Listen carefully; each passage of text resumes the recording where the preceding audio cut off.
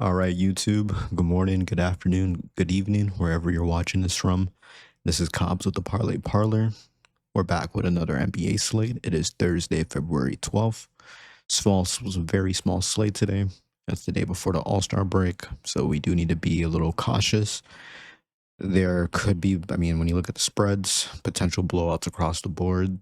We have two teams that are on back-to-backs. We need to be careful. I'm only going to go with the three picks, taking a pick from each game. In any case, let's have a recap of last night. We follow up the 2-2 night from Tuesday, when unfortunately a 3-1 takes us to 7-9 for the week. Let's go over it. Really sucks to do it. Only win, which really, was going to end up being a loss. Thankfully enough, I caught myself in the video just thinking about it. If we had taken the Philly minus 3.5, that would have just been dead in the water. Kevin Porter Jr., in terms of efficiency, he took 14 shots, only made 5 of them. We can, I guess, be mad at the variance, but he got a triple double. He got a triple double. He got a triple double. That was plus 1200. So 12-1 if you use European odds. Cam Thomas got 34 points. I don't even want to see what his odds were. I think I saw there were a couple plus 1000s just for him to get 25. But of course, a lot of that stimulated from Ryan Rollins being called out injured at relatively late into the day. I want to say 3 o'clock, which is unfortunately the risk that you take with these early picks. If I had known that Ryan Rollins would have been out, honestly, I probably would have still leaned into Kevin Porter Jr., even though the line closed at 21 points. I think even I saw a couple 21 and a halves. Maybe my eye would have gone down to Cam Thomas because his points line was still relatively low. I think it just went up to 13.5 or 14.5, but it didn't matter. He blew it out of the water in any case. Knicks money line, get back spot for them. Back to back Philly first home game after a 4-game road trip. They're easy enough read. I was close enough to not taking it, and this would have been a even worse start of the video, going 0 for 4. Osher Thompson, 6 rebounds. It sucks. Someone that we've consistently given him this line, he's consistently covered it. He's gone over it, but that's variance. At some point, it was just due to not cover. The Pistons were up for the majority of the game. I wouldn't say he got into foul trouble, but I think he had just 3 or 4 fouls, but they didn't need him as much early on. And of course, once they got to you get ahead, it kind of puts this dead in the water. And in Rockets and Clippers, I hate to use the term the hook, but we got hooked 207. We needed a bucket. You can go back and look at missed free throws. But really sucks. Thought we got the early line on this because it ended up closing at 212.5. And I was thinking, wow, we definitely got the early line. I was really happy with it. It looked like it was well on pace because I think they had like 107 points in the first half. So I'm like, okay, they should definitely cover. Unfortunately, second half comes, pace slows down. It was the less said, the better. We have one more night. We haven't had a sweep yet since we've restarted this series. We need a sweep now to make sure that we go positive before the All-Star break. I'm not gonna have any videos for the next week. With the All-Star break, I will put some fun props in, like maybe see if I can ladder up the 3-point contest or something. But there is nothing in terms of data that I can give you for this weekend. My advice to you would just be, hey, have a set amount that you are okay with losing and just spread it out on just fun props. Maybe like if you see something with value that you think, go ahead, but at the same time, don't look too hard into it. It's the All-Star break for the players. They're not really going to give a shit. I advise that, as obviously care about your money, but please don't stake big units this weekend unless you have a read. Put it in the comments. I would love to see if we can tail something fun. I might do like a YouTube post where it's not a video, it's just like kind of a story of a screenshot of whatever I decide to play. But with that said, we only have 3 games tonight. We're gonna take a prop from each game. We're gonna start off in Oklahoma City, where we have the Bucks taking off OKC. We're gonna go with another points and rebounds under. We're gonna go with Miles Turner, points and rebounds. Yes, I understand that when you look at this graph initially, it does look very daunting in terms of the red. He has been hitting this, and with no Giannis, of course, it's essentially him, Kyle Kuzma, and Bobby Portis. Of course, we don't have injury reports out, but it looks as if it's still just going to be Ryan Rollins that'll come out. And again, it was a back-to-back, so he might have just been resting him. Um, but again, the notion would be, and the same idea was with DeAndre Ayton. I didn't take him when the Thunder played the Lakers last game, but I was considering taking an under on his points and rebounds. Um, OKC, they are a top 10 team to defending points to the center position. And yes, they are close to a bottom 10 team in defending rebounds. You do have to look at it with a bit of nuance. I mean, there haven't been many games this season where OKC has been able to play this front court of Holmgren and Hardenstein together consistently. Finally, it looks like that they have.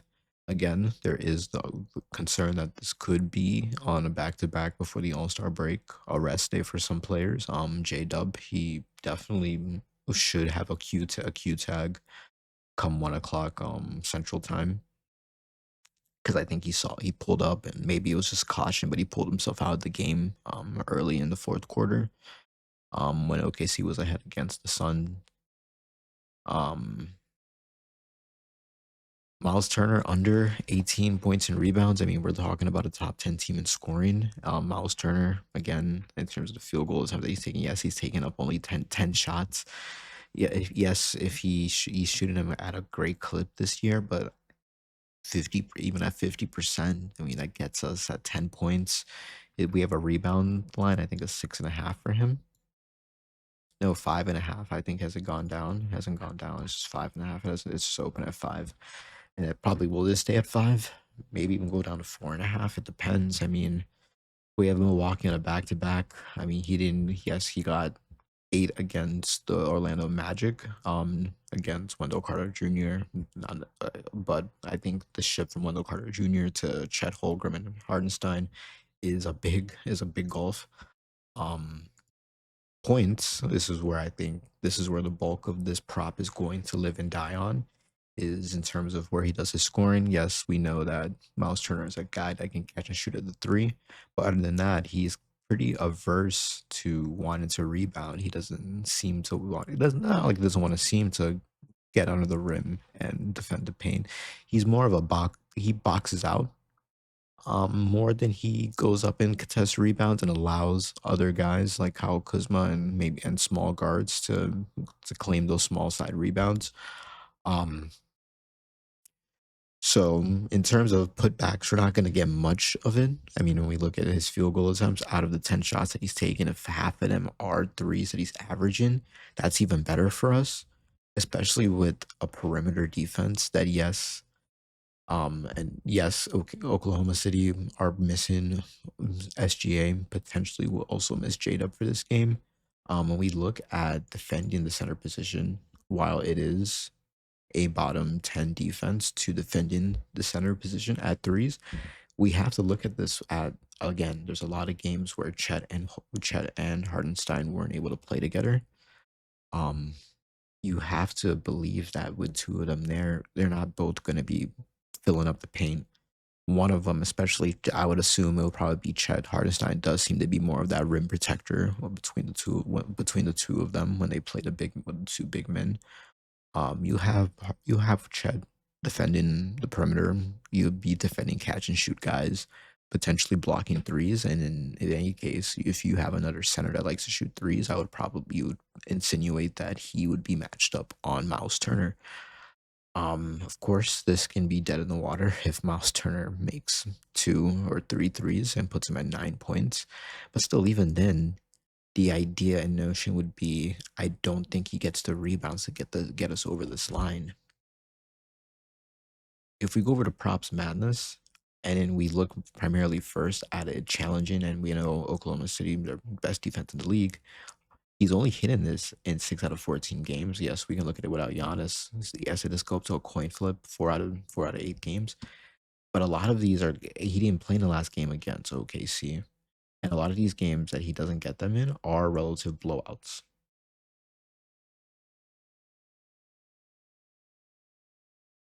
Um, yes, when we look at the defensive rating to position as well, we have a top 10 team to defending the center position to points.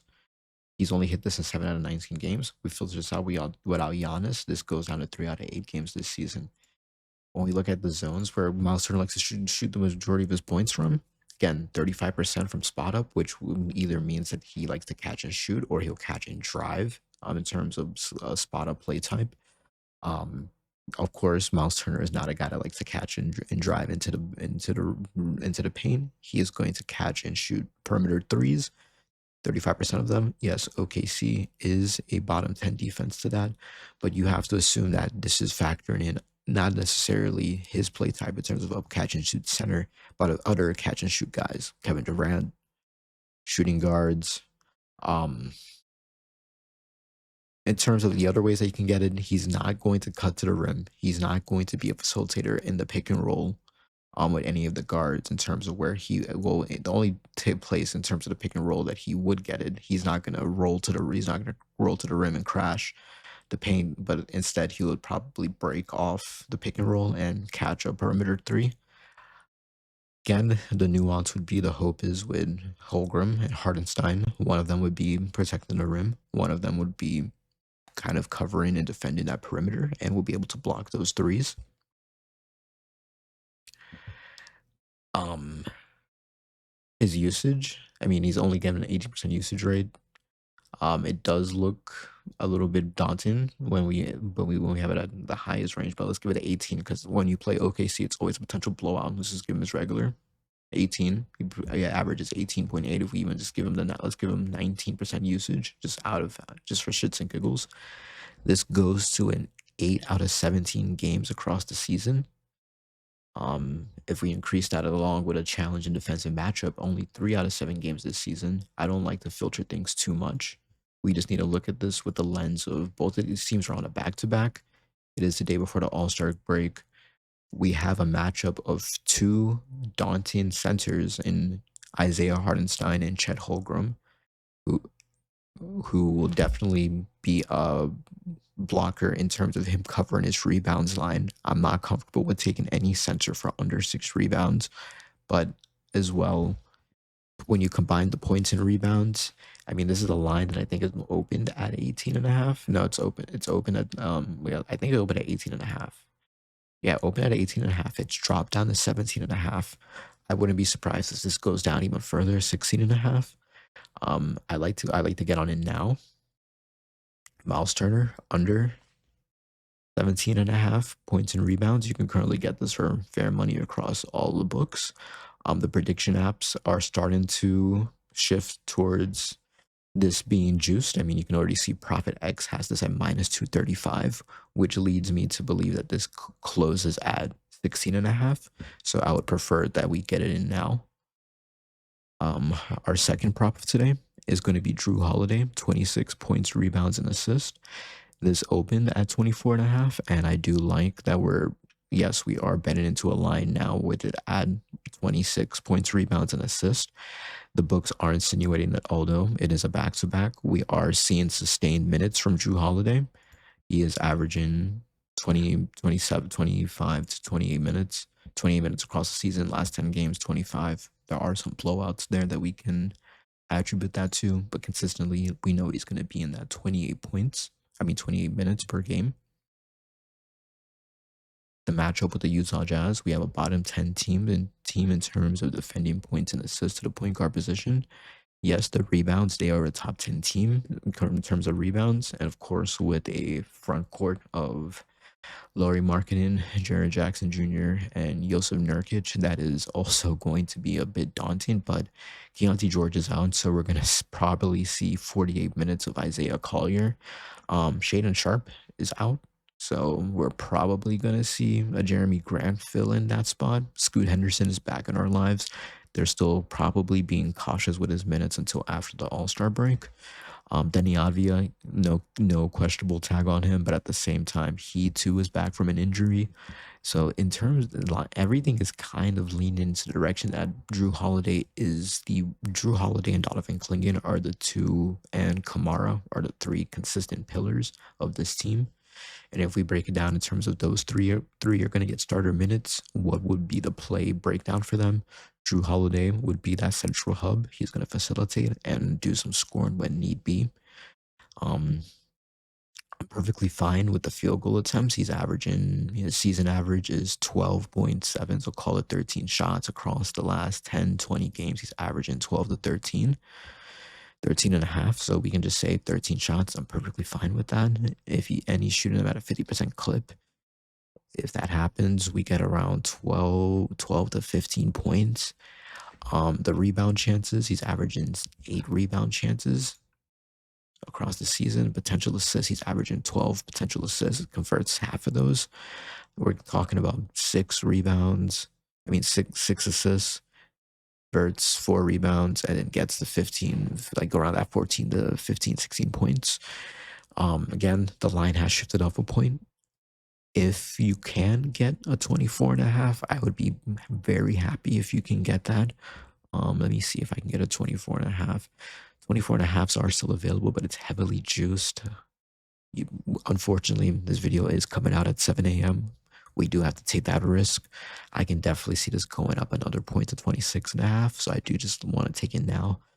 Drew Holiday has been in the best form of his career recently. I do hate to be a last 5 better, but day before the All-Star break, we do have a Utah team that's finally won a game, considering it was against the Sacramento Kings. I think Operation Tank will be back in effect tonight for them. But they do like to keep things competitive early on, and that does make the opposing team kind of have some shame, and they turn it back up if they need to come back and or just kind of keep the distance of the lead intact. So for Drew Holiday, 26 and a half points, rebounds, and assists. It is still within his season average. His season average is 26, 27. Across the last couple games, he's averaging 28 points, rebounds, and assists. As long as this isn't a enormous blowout, and we have a Portland team that does have a plethora of injuries themselves, they are on a back-to-back. But in terms of when we look at a back-to-back, he's hit this at a 75% clip for the season. Drew Holiday is trusted on those back-to-back spots where, yes, guys might be still a little bit sore. He can still facilitate and be the focal hub for this Portland Trailblazers team. Props madness, again, I just want to give you the usage. He's averaging 22% usage across the season. If we just ratchet that up, let's just give him a minimum 20. This goes up to a 57% hit rate across the season. If we just give it down to, if we even bring it back down a bit to 18, he hits us at a 60% clip for the season. Defensive position, I mean, Utah bottom 10 defense in a lot of metrics. 7 out of 10 games against a bottom position team to PRA. Against the dominant scoring zone, Drew Holiday likes to score from a plethora of zones. He's finally gotten a consistent 3-ball down. He can attack the rim. He's hitting this in a 66% clip in favorable matchups. Assist allowed. Yes, there are 3 games that he didn't get this in, but these are all blowouts, and there's one game where he only played 25 minutes, and only made 2 out of 14 field goal attempts. If he's taken 14 shots, anything that happens after that, I can live and die with. Drew Holiday, 26 points, rebounds, and assists. I really want to get this at 24 and a half points, rebounds, and assists. Yeah, it's the books have adjusted to it. Unfortunately, we are gonna have to take the higher line. Still, I would recommend get it in now. Or if you do want, you can take the 25 points, rebounds, and assists even, but you would do have to just be aware that you're going to have to find other ways to get you some value. And then to close it off, we are going to take a spread. It's going to be the Lakers against the Mavericks. We are going to take the Lakers minus the 4 points on the first half. The biggest thing about around this is Cooper Flag will not play. Najee Marshall and Caleb Martin are also questionable. I probably assume that they're going to just get some rest before the All-Star break. I could definitely see Najee Marshall being adjusted to out. So in that case, that would probably bring Chris Middleton into the starting lineup. Tyus Jones already at point guard. Yes, Luka Doncic will be out for the Lakers. I do see DeAndre Ayton probably going back up to probable and suiting up for this game. Even without DeAndre Ayton, you're probably going to get a Maxi Kleba or a Jackson Hayes filling up that center position. Again, the narrative of tonight is I think all of these games have double-digit blowouts. Or let me at least confirm it. I think at least the Portland game is a little bit closer. Okay, yes, all of these are, yeah, well, 12, the only double-digit spread is Oklahoma City, but I'm okay with 8.5. That still insinuates that it's the day before the All-Star break. We have to be careful with what we take today. I did just want to take the Lakers straight up across the spread, but I don't want to be up until midnight to get burned on the hook and watch them still win. So I would rather live or die with this bet being covered in the first half. If you want a little bit more juice, you can take the 4.5 points.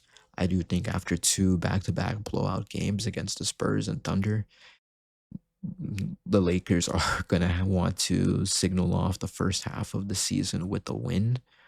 The stars are back. Austin Reeves is getting full minutes. LeBron James, they were just rested last game because it was a back-to-back. Yes, Luka is out, but I think Cooper Flag being out is going to be that much of a needle shifter, and it will be. I mean, when you look at a starting 5 of Tyus Jones, Max Christie, if Marshall is out, you're going to get Chris Middleton suited up for the first time for the Mavericks. PJ Washington, who he himself is coming back from injury, and Daniel Gafford, who can play good or he can just do nothing and be a traffic cone for 42 minutes. 48 minutes, sorry. So I just want to get on this Lakers spread minus 4.5. If you want to take the risk on the full game, you can. I think that is at even odds. No, you still get the same odds, minus 120, minus 112. Just take the Lakers minus 4.5, or you could take the minus 4 for minus 130 across the majority of books. With that being said, if you're still watching this, please like, subscribe, comment in the video what you're rocking with today. If you're just pumping the brakes entirely until after the All-Star break, like I always say, help me help you, help me make us some money. When we come back, we are going to make efforts to add a little bit of production quality. We're going to have the picks on an Excel sheet, probably in another tab right before we go to the review or right after the review. And I'm going to have like a phantom number that I'll have here. It's going to be a rolling bankroll just so you guys can have an idea of how I'm playing these out. Just so we can keep ourselves accountable that we are profiting. I'm gonna put maybe $500. Maybe that won't signify what I'm actually putting on each bet, or the bankroll itself will be $500, and then we'll break that down into 1% units. So that will come 1 to 2% units. So that'll come down to like around $10 to $12, $13. I'll tell you where we're going with just that 1%, or if we're going to beef it up and go a little bit more. Because yes, we are in the midst of a 7-9 week. We are coming off 2 positive weeks in general, and we still are positive overall. Hopefully we can finally get a sweep tonight so we can end the week 10-9, and so we still keep the streak of never having a losing week. But either way, it's not about losing weeks or losing days. I think we need to stretch it out into the months, and as long as you have a consistent bankroll and you play the same units and you play them consistently. I know we love parlays. Highly advise that you have two bankrolls. You have a bankroll for actually trying to incrementally profit over time, and you add to it like an investment, like any investment account. Then you can have a fun bankroll for parlays that you can ring off your and you can live and die if those hit or not. Try not to overlap with taking the straights from your bankroll into the parlays, because then you're kind of just playing with both funds on the same thing. Keep yourself accountable. I'm gonna try to keep myself accountable. With that being said, have a blessed day. Please gamble responsibly. Gamble what you're willing to lose. Gamble what you can afford to lose. Please like, subscribe, comment. Let me know how I sound. Let me know if you think the card is complete shit. Let me know if you like it. If you're fading entirely, I don't mind. Um, with that being said, peace out.